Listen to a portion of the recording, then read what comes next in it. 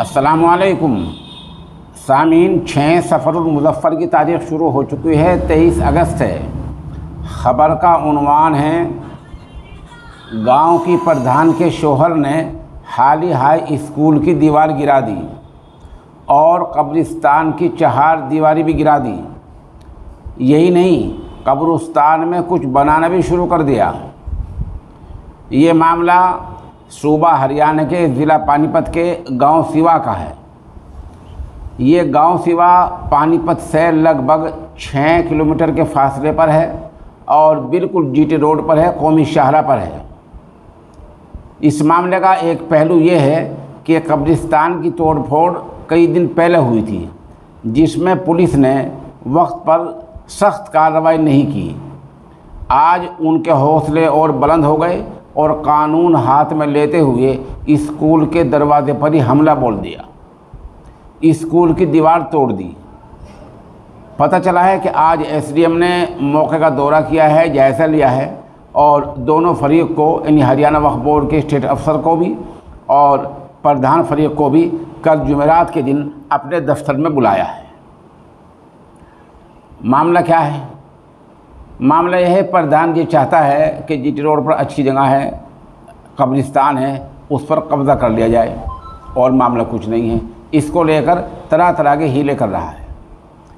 हरियाणा वक्फ board ने इस बारे में क्या कार्रवाई की है?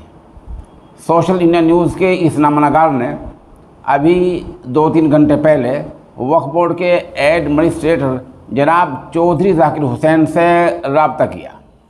उन्होंने व्हाट्सएप पर हमें 2 लेटर भेजे। ये लेटर आप सामने देख रहे हैं। एक लेटर इनमें हरियाणा वक्फ बोर्ड के स्टेट अफसर जनाब मोइनुद्दीन साहब ने पानीपत के डिप्टी कमिश्नर और वहाँ के पुलिस कप्तान को लिखा है। वो ख़त में लिखते हैं,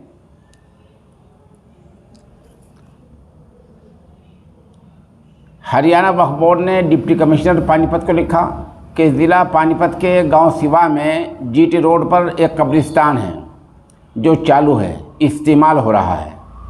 इसकी 4 दीवारी हरियाणा वक्फ बोर्ड ने अपने खर्च पर कराई थी।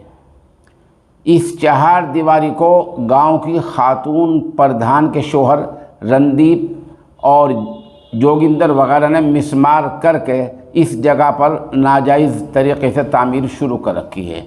ये बातें हरियाणा वक्फ बोर्ड के स्टेट अफसर साहब ने डिप्टी कमिश्नर और पुलिस कप्तान को लिखी है। ये भी लिखा है कि हरियाणा वक्फ बोर्ड के मुलाजिमों के साथ बदतमीज़ी की गई है।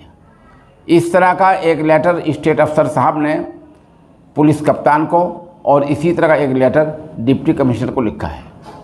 हमारी मालूमात के मुताबिक प्रधान फरीक का कोई भी फ़र्द, कोई भी आदमी अभी तक गिरफ़्तार नहीं किया गया है।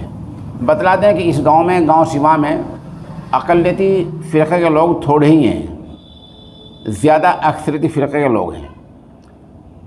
बरसों से बल्कि दहाइयों से लोग वहाँ मिलजुल कर रह रहे हैं, एक दूसरे के साथ रह रही हैं।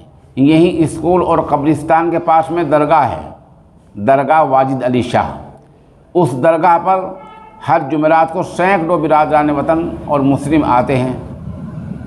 कोई झगड़ा नहीं होता, कुछ नहीं होता, सारा काम दहाइयों से अच्छा चल रहा है। स्कूल में कौन पढ़ता है?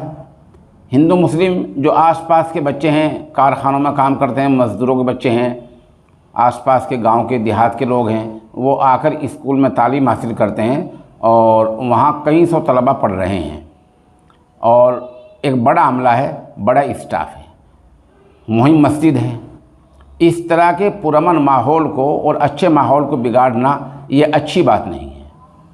इसमें हम हरियाणा पुलिस से, हरियाणा सरकार से, हरियाणा इंतज़ामिया से गुजारिश करेंगे कि आप लोग इसमें सख्त एक्शन लें और इस स्कूल की हिफाजत करें और कब्रिस्तान की हिफाजत करें और साथ साथ हरियाणा वक्फ बोर्ड के एडमिनिस्ट्रेटर जनाब चौधरी जाकिर हुसैन से गुजारिश करना चाहेंगे कि आप थोड़ा और सख्त एक्शन लें, क्योंकि आप सरकार में भी हैं, आप बीजेपी के अक़लियती सेल के बड़े ओहदे पर फाइज हैं, आपकी बात सरकार मानती है।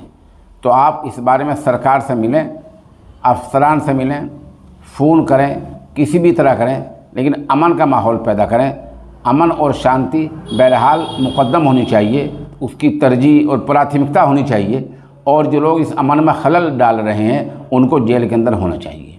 ये जो पूरा वाक़या पूरा हमने बतलाया है, इसके लिए हम मौके की चंद तस्वीर और वीडियो पेश कर रहे हैं, साथ साथ आप देखते चलें। बस भाई क्या कमेटी